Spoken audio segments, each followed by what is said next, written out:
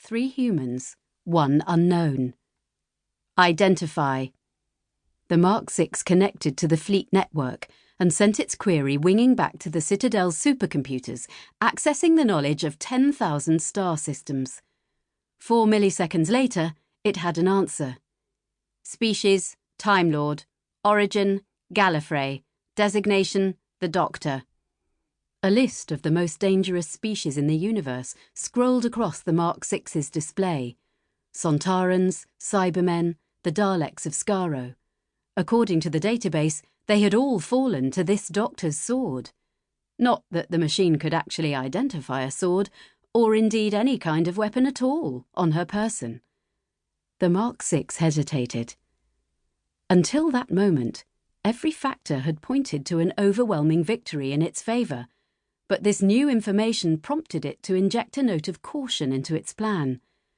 Rather than risk close combat with a being so obviously lethal, the machine adjusted its tactics, choosing instead to launch a ranged attack.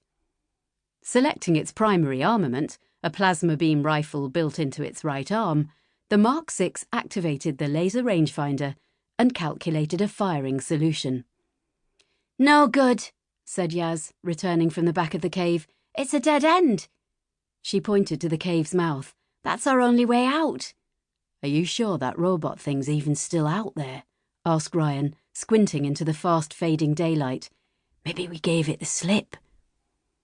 With a noise like a great gulp, the interior of the cave suddenly bloomed the colour of stormlight. The air sizzled, and a burning smell filled the small space as Ryan scrambled frantically towards the back of the cave. Looking over his shoulder, he saw the boulder he had been sheltering behind was split cleanly down the middle, as neatly sliced as a loaf of bread. "And I suppose that isn't a death ray," grumbled Graham, brushing stone fragments out of his hair. "Oh, that's definitely a death ray," the Doctor grinned. Ryan and Yaz shared a look. "I've seen that grin before," Ryan whispered, "on Proxima Ceti, just before she outwitted those carnivorous chessmen." Yaz nodded. "And on that derelict space station, when she worked out how to defuse the temporal anomaly bomb with 3 seconds left on the countdown." "Couldn't have done it without you," the Doctor said, striding past them. Ryan hadn't travelled with the Doctor for long, but even in their short time together, he had seen her make impossible escapes more times than Harry Houdini, and one time he'd even seen her escape from Houdini.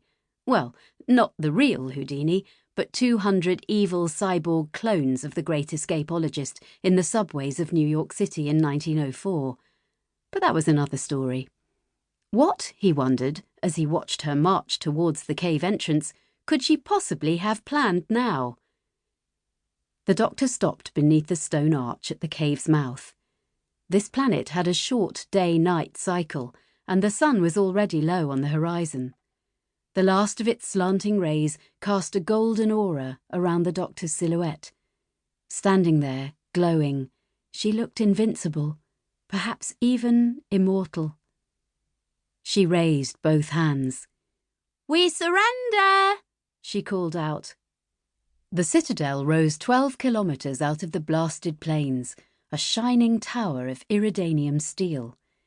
It was protected from every kind of weapon in the known galaxies, atomic, plasma, psionic, and more, and from the endless buffeting of the tropospheric winds by force field technology developed in its labs. The builders and occupiers of this tower were the fleet, a spacefaring humanoid race who, having devastated their own world in a series of wars, were hungry to acquire new ones. The first 97 levels of the Citadel were administrative offices. No one considered paperwork before embarking on a galactic war. No one, that is, except the fleet.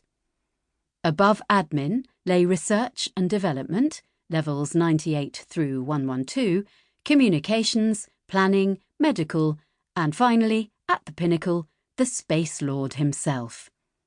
From his throne room in the sky, the Space Lord waited for the strangers. News of their capture had come in over the network barely half a cycle earlier, and they would be brought into his presence shortly. Curious to observe their arrival, he watched through the great curved window set high.